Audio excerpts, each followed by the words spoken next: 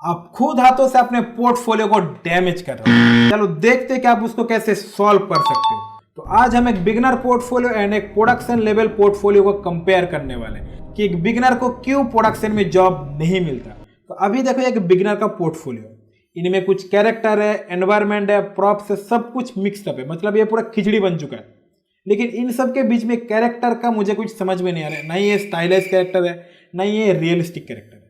लेकिन दूसरी तरफ जो प्रोडक्शन रेडी पोर्टफोलियो उसको आप देखो, इसका प्रेजेंटेशन करने का तरीका देखो, इसका मॉडलिंग देखो, सब कुछ बिगिनर से बेहतर है, मतलब A to Z। तो अभी ये बिगिनर का पोर्टफोलियो अगर बात करें तो ये जो कैरेक्टर इसका कोई सेंस यहाँ पे नहीं बनाते। ये अगर यहाँ पे रखोगे तो पूरा पोर्टफोलियो बहुत ज्यादा डैमेज होगा। और ये एनवायरमेंट, इस तरीके से एनवायरमेंट को प्रेजेंट नहीं किया जाता है। इस तरीके से अगर एनवायरमेंट को प्रेजेंट करोगे तो भाई आपको कभी भी जॉब नहीं मिलेगा। और सबसे जो बड़ी चीज जिसकी वजह से 90% लोगों को अभी तक हायर नहीं किया गया, तो वो चीज क्या है? तो वो चीज है आपका कोई प्रॉपर निश नहीं है।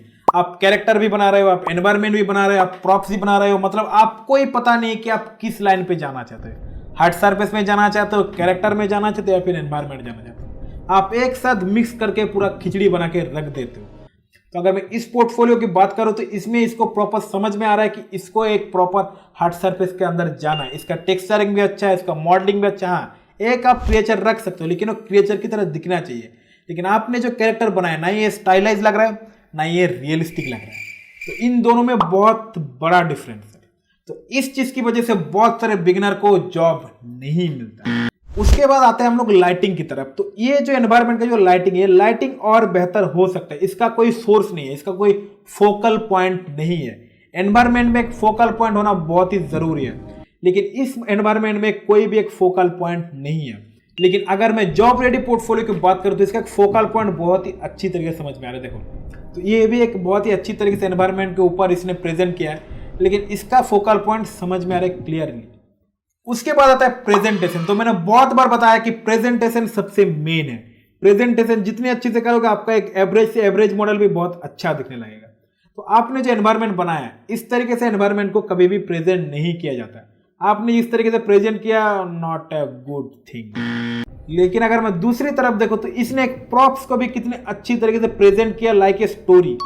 ये प्रॉप्स को देख के एक स्टोरी समझ में आ रहा है, एक स्टोरी लग रहा है, लेकिन आप में मॉडल में उतना कुछ नहीं लग रहा है। तो जब आप इमोशन के साथ नहीं खेलोगे, लाइटिंग के साथ नहीं खेलोगे, आप उसके प्रेजेंटेशन के साथ नहीं खेलोगे, तो जब तक आप ये सब नहीं करोगे तब तक आप जॉब रेडी नहीं होंगे। तो प्रेजेंटेशन, लाइटिंग, रेंडर, डिटेलिंग, इन सबसे एक अच्छा पोर्टफोलियो बनता है। एंड एक कंपनी वाले यही सब देखते हैं कि आपका वर्कफ्लो कैसा है, आपका प्रेजेंटेशन का तरीका कैसा है, आपका लाइटिंग कैसा है।